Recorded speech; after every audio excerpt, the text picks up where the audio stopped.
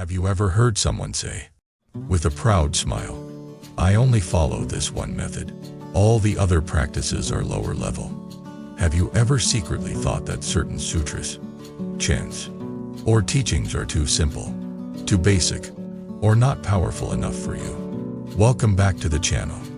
Thank you for taking time to sit with these questions. Today we are going to a topic that looks simple on the surface, but touches something very deep in the heart. How we treat spiritual teachings. Not just the ones we love and feel close to, but also the ones we do not understand. The ones that seem boring, repetitive, or for other people. The central idea is this: every authentic Dharma door, every real spiritual method, is like a medicine in a great cosmic pharmacy. You might not need that particular medicine today. You might not understand how it works. You might even dislike its taste, but that does not mean it is useless. It certainly does not give us the right to mock it. The teaching we despise now may be the very one that saves our life, or our mind, at some crucial moment in the future. So, in this long journey together, let us settle into a story-telling mood. Imagine you and I are sitting in a quiet corner, with time to really explore. We will talk about arrogance on the spiritual path, about invisible karmic consequences of slandering teachings, about the strange way sutras and mantras show up just when someone needs them most. We will visit the theme of reverence, humility, awakening, and the way cause and effect move through even the words that come out of our mouths when we talk about the path. First, imagine a familiar scene. A group of practitioners are chatting after a meditation class. The topic drifts toward different methods. Someone says, "I only practice deep insight meditation. Those simple recitations are for people who cannot think deeply." Another one adds, "I only read this one profound scripture. All those easy sutras are just preliminary, not the real thing." They laugh a little, not in a cruel way, but with a sense of superiority, as if they belong to a higher circle. Somewhere in the corner sits a quiet woman who has been reciting a short, simple sutra for years. She is not eloquent. She does not quote big philosophical terms. She only knows that whenever fear overwhelms her, the simple verses of that sutra steady her breath and bring her mind back from panic. She listens to their conversation and feels a small sting in her heart, as if a dear friend has been insulted. This kind of scene happens in many forms. One person says, "Mantras are childish. Real practice is silent meditation." Another says, "Meditation is too abstract. Real practice is chanting this one name thousands of times." Someone else declares, "Scriptures are dead letters. Only direct experience matters." Another responds, "Experience is unreliable. Only analytical study is real wisdom." Underneath all these sentences is one dangerous root: comparison mixed with pride. The mind that wants to rank everything, to stand on a higher step, even inside the spiritual path. But here is the thing. In the great field of Dharma, there are countless doors because there are countless kinds of minds. What works for you at this stage may not work for someone else. What bored you 10 years ago might break your heart open 10 years later. What feels too easy when you are young and confident might become the only thing you can hold on to when your body is racked with illness and your thoughts are scattered like birds in a storm. Let us tell a story. There was once a man named Aaron. He grew up very bright, always at the top of his class. He loved complex things, difficult math problems, long philosophical arguments, subtle debates about reality. When he discovered Buddhism and other spiritual teachings in college, he naturally gravitated toward the most complex books he could find. He spent nights reading dense commentaries, underlining entire paragraphs, scribbling notes in the margin. He could talk about emptiness, non-minus duality, dependent origination, and consciousness minus only theory with an impressive fluency. When a friend shared that they felt peaceful reciting a simple mantra, he would smile politely and say, "That is good for calming emotions. But real insight needs more depth." One day, He went with a group to a temple. In the main hall, he saw elderly people slowly reciting a very short sutra. The verses were simple, almost childlike. This is such basic stuff, he thought. They are wasting time with this when they could be studying the deeper teachings. He did not say it out loud, but in his mind, a seed was planted. Disrespect. Years passed. Aaron built a career, then hit a wall. His company collapsed in a sudden crisis. At the same time, a loved one fell seriously ill. Bills piled up. Friends he thought would support him stayed distant. His mind, used to flying in the abstract sky of philosophy, suddenly crashed into the hard ground of reality. He tried to meditate the way he used to, sitting still, observing thoughts, analyzing sensations, but his mind would not obey. Every time he closed his eyes, it was flooded with images of hospital rooms, deaths, what-ifs, and self-blame. His body felt like a cage filled with buzzing insects. He opened his beloved complex texts, but the words swam on the page. Concepts he once played with easily now felt dry and far away from his raw pain. Months of this went by. His health began to weaken. One night, after receiving yet another piece of bad news, he sat alone in his small apartment. His heart pounded, his hands shook, and he felt he might break apart. In that moment, abstract wisdom was out of reach. He needed something simple, something he could cling to like a life rope. As he sat there, suddenly a memory surfaced from that temple years ago. The slow, steady recitation of that little sutra by the elderly practitioners. The tune, the rhythm, the humble sincerity on their faces. He did not even remember the entire text, but a few lines hovered in his mind, like a melody half-minus forgotten. Without planning, he started to whisper those lines. At first, it felt strange. He thought, this is so basic. What am I doing? But he was too exhausted to care about being clever.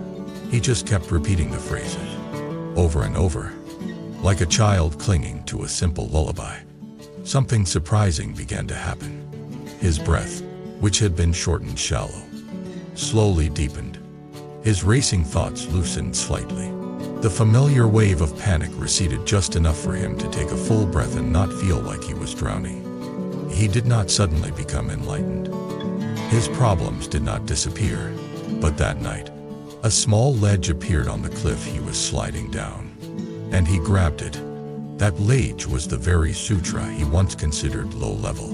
In the following weeks, whenever his mind spun into anxiety, he would recite those simple lines. When he could not think clearly enough to meditate with complex techniques, he would walk slowly and let the words move with his steps. The sutra became like a gentle hand on his shoulder, reminding him that he was not completely alone in his suffering. Later, when life finally stabilized and he regained some clarity, Aaron looked back and realized something. The deep teachings he had studied were precious, but during his darkest time, it was not the sophisticated concepts that saved him. It was the humble, easy sutra he had once looked down on. That realization cut through his pride like a knife. From then on, whenever he saw someone reciting a single name, chanting a short verse, or reading a simple scripture, he bowed his head slightly in his heart.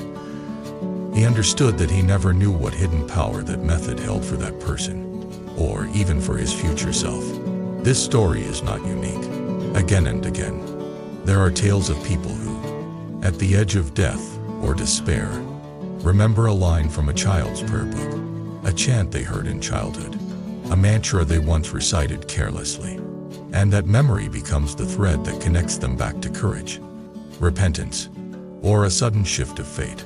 If we look at this with the lens of cause and effect, it becomes even more serious.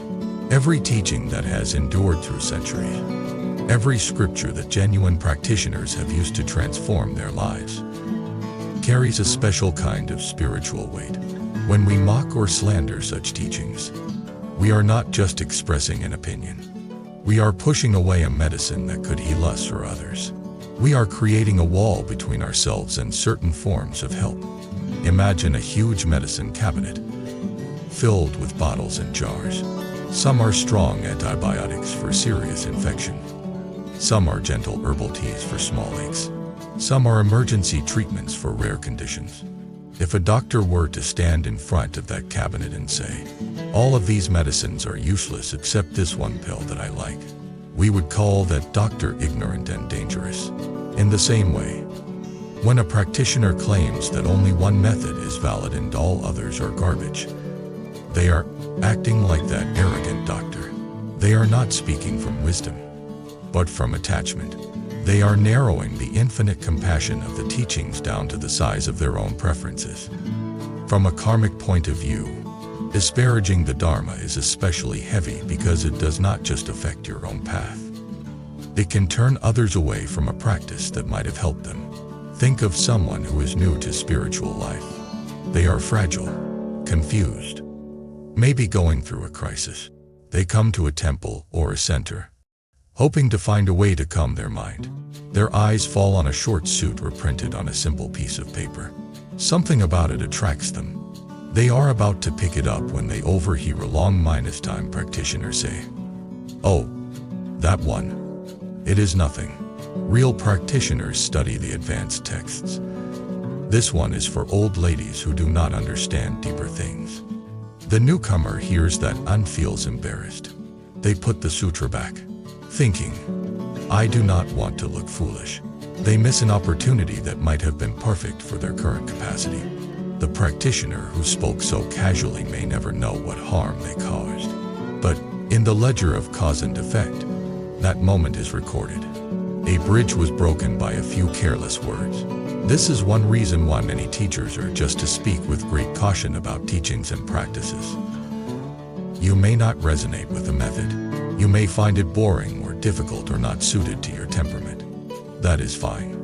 The spiritual path is not one size fits all. But there is a big difference between saying, "This does not work for me right now," and "This is worthless." One sentence keeps humility alive. The other sentence closes the door not only for yourself, but potentially for others. Reverence does not mean blind worship. It does not mean we are not allowed to question or investigate. In fact, honest questioning is part of wisdom. Reverence means we question from a place of respect, not arrogance. We remember that our perspective is tiny compared to the vastness of reality. To respect all Dharma doors is to admit that we cannot possibly measure the full depth of any single practice with our current understanding. It is to accept that what seems simple on the outside may be deep in ways we cannot see. There is a beautiful saying. For one person, a sutra is just ink on paper. For another, it is a rope thrown to someone drowning. What is the difference? Not the paper, not the ink. The difference is the state of mind, the sincerity, the timing, and the karmic connection. Let us look at another story from a very different angle. There was a woman named Claire. She was pragmatic, not the type to be drawn to spiritual things. She considered herself realistic. To her, Dharma books and chanting looked like comfort blankets for people who could not face reality. Her grandmother, however, was a devoted practitioner. Every evening, the old woman would sit by the window with her alabit, reciting a short sutra. The rhythm of her voice filled the small house, gentle and steady. When Claire was a teenager, she would pass by and roll her eyes. "Grandma, why do you mumble those old phrases every day? You should watch some shows or learn something useful." Her grandmother would just smile and say, "Child, this is my way of taking care of you all." Years went by. The grandmother passed away. Her small altar was cleared. Her sutra book put into a box and pushed onto a shelf. Claire married, built a career, and rarely thought about spiritual things. Life seemed under control, until it was not. One autumn, a series of blows landed almost at once. Her marriage cracked under the strain of betrayal. Her mother fell ill. A business partner cheated her, dragging her into legal trouble. It felt as if every pillar of her life was shaking at the same time. Sleep became a stranger. Anxiety attacks struck in the supermarket, on the bus, in quiet meetings. She went to therapy, took medication, tried exercise. Some of it helped, but there were still nights when she sat on the floor, back against the wall, feeling a wave of despair so strong she thought, what is the point of living like this? One particularly harsh night, after a difficult phone call with her lawyer, she wandered into the storage room looking for some old documents. Her hand brushed against a dusty box. She pulled it down, opened it, and there, on top of some old clothes, was her grandmother's small Sutra book. She sat on the floor, holding it. The cover was worn soft by years of use. When she opened it, the familiar smell of old paper and incense drifted out. She could not read all the words clearly, but her mind suddenly replayed the sound of her grandmother's voice in the evenings.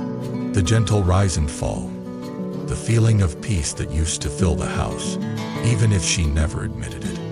Without really planning to, she whispered, "Grandma, if there is anything to this, please help me." Her fingers traced the lines. She began to mouth the words she still remembered, clumsy and incomplete. At first she felt silly, but she kept going, because honestly, she had tried so many other things and felt she had nothing left to lose. After a while, she noticed that her breathing had become deeper.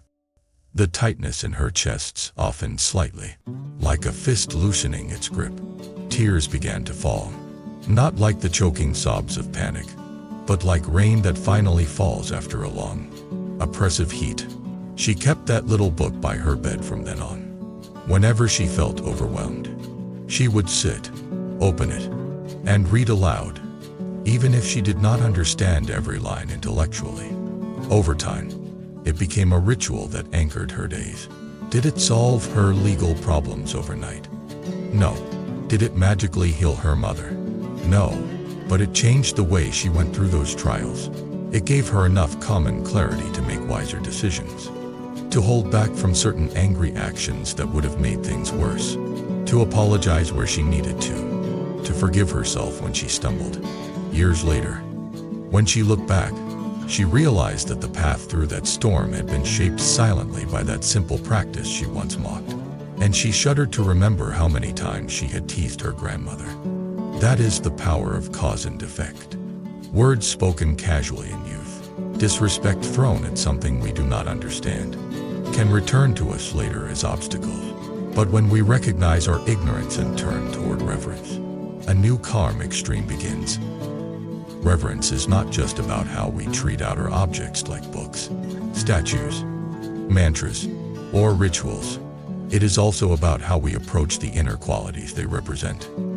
Wisdom, patience, courage, the vow to awaken for the sake of all beings. Consider a person who speaks politely about Dharma, but treats other people with scorn. They bow to an image, but roll their eyes at a struggling practitioner. Their respect is shallow, like water poured on a stone. Now consider another person who speaks honestly but simply, maybe without fancy words. Yet, every time they see someone practice a method, they feel sincere joy in their heart.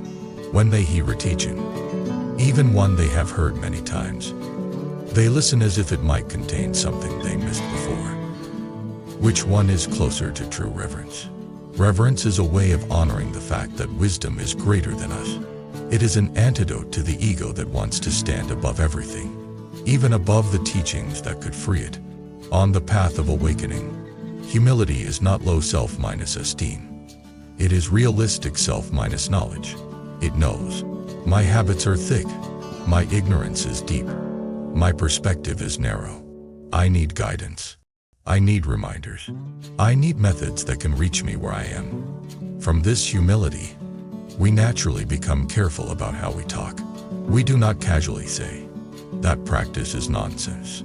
Instead, we might say, I do not understand this yet, or this does not resonate with me at this moment, but I respect that it works for others. That small shift in language is also a shift in karma. It keeps the door open. Some people worry that reverence will make them passive or gullible.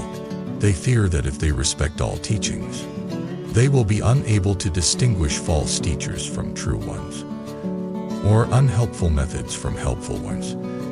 But real reverence can coexist with discernment. In fact, it needs it. We are not asked to respect every random opinion. We are asked to respect genuine paths of awakening, tested by generations of practitioners. How do we develop discernment without arrogance? One way is to look at the fruits. A teaching that truly carries the flavor of Dharma will tend to produce certain results in people over time. More compassion, more patience, more honesty, less greed, less hatred, less delusion. If a method consistently makes people more arrogant, more aggressive, or more obsessed with money and power, that is a warning sign. Another way is to test things gently in our own life. We can try a method with humility and curiosity, not for a day or a week, but for a season, and see what it does to our mind and behavior. If we are honest, we will begin to sense which practices soften our heart and clarify our mind, and which ones feed our ego. Reverence here means that even when we decide a method is not for us, we still speak of it carefully, because we know that for someone else, at a different stage, it might be perfect. This attitude also protects us from a very common trap on the path: the illusion of being advanced. Sometimes a practitioner recites a certain sutra or mantra for a few years, experiences some peace or minor insights, and then starts to feel bored. They think, "I already know this. I should move on to something more advanced." They jump from practice to practice, chasing novelty, always looking for the next higher method. Meanwhile, there are practitioners who stick with one simple practice for decades, going deeper and deeper into its meaning. They recite the same sutra thousands of times, not mechanically, but with growing sincerity. Each year, they discover new layers of understanding in the same verses. Who is truly advanced? The one who has tasted many doors lightly, or the one who has gone deep into one? There is no universal answer, but we can say this: depth often matters more than variety, and depth comes more easily to a mind that is reverent and patient. In spiritual traditions, legends are full of people whose lives were turned around by a single line in a scripture, but that line usually struck them only after years of repeating it. The words, worn smooth by daily recitation, suddenly broke open one day and flooded them with insight. If, early on, they had said, "This text is too basic, I need something more exciting," they would never have reached that moment. So reverence is also perseverance.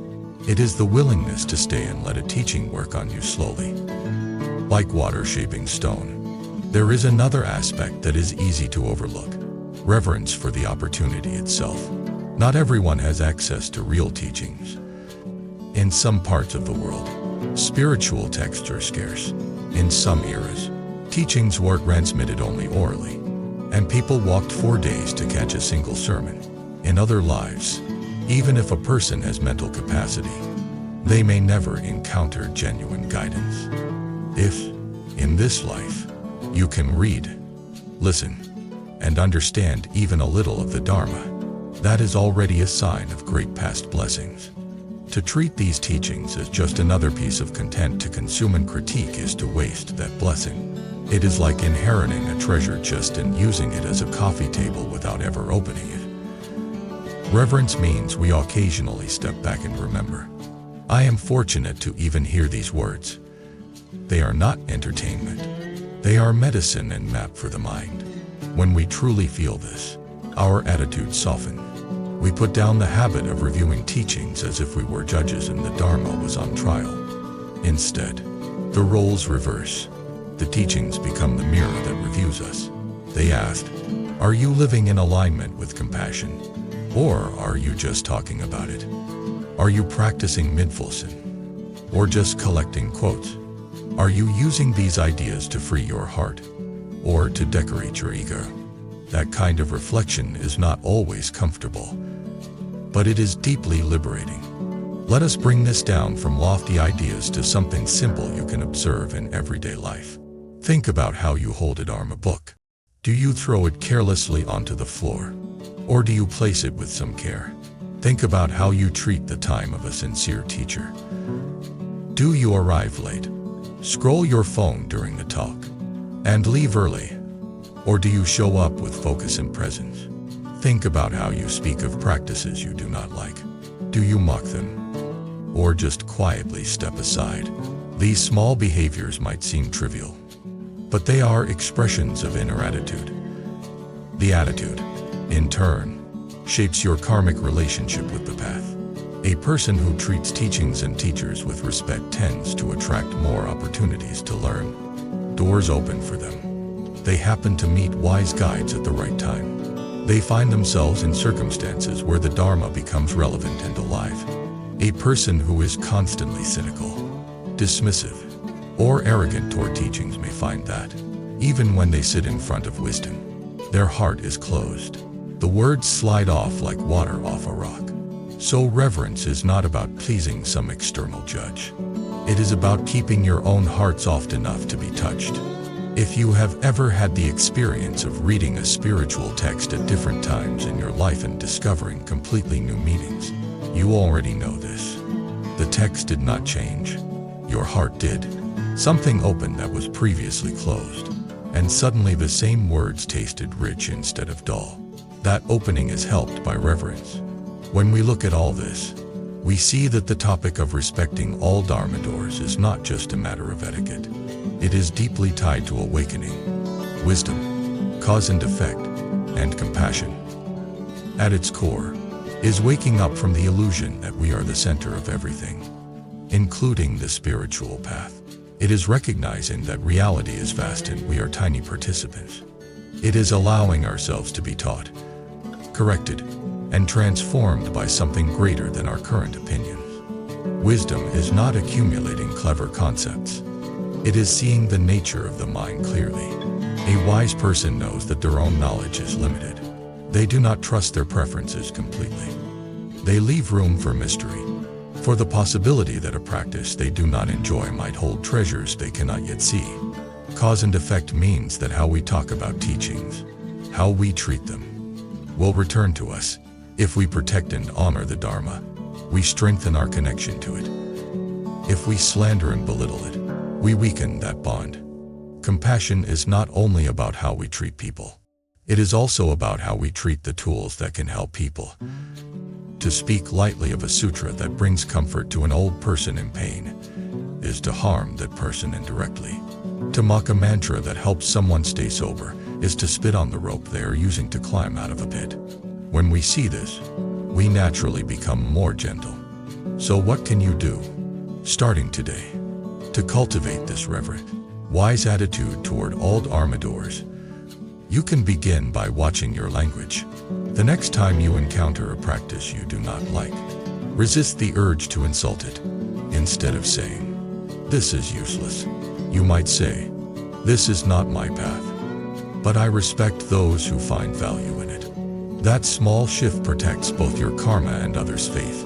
You can also revisit teachings you once thought were too simple or too childish. Read them again with fresh eyes. Do not assume you already know everything they have to offer. Ask, what is the heart of this teaching? What kind of person does it shape me into if I truly practice it? You can remember times when life humbled you, when your cleverness failed and you needed something simple to hold on to. Let those memories soften your pride. You can consciously generate joy when you see other people practicing. When you pass by someone reciting quietly, you can think, may their practice bear fruit. May it help them and others. That silent blessing creates a field of mutual support instead of competition. You can also apologize internally if you realize you have spoken disrespectfully in the past. You might not be able to find and correct every single person you influenced, but you can bow in your heart and say, "I did not understand. From now on, I will be more careful." Little by little, this reshapes the energy around your path. In the end, Respect for all Dharma doors is not about collecting every practice. It is about walking your own path with humility while honoring the infinite ways others walk theirs. One person may find liberation through chanting, another through silent sitting, another through serving others tirelessly, another through studying deeply and reflecting. The ocean is wide enough for all these rivers to enter. What matters is not declaring which river is superior, but making sure the river you are in is actually carrying you toward the sea of awakening, rather than circling endlessly in the swamp of ego. As we wrap up this long reflection, I want to speak to you directly. Maybe there was a time when you boasted about your higher practice. Maybe you judged others for their simple methods. Maybe you even felt ashamed of your own sincere but humble way of practicing, because it did not look impressive. Let this be a gentle turning point. If you have been arrogant, you can now choose humility. If you have been shy about your own small practice, you can now stand in it with quiet confidence. Remember that what matters is not how fancy it looks from the outside, but what it does to your heart over the years.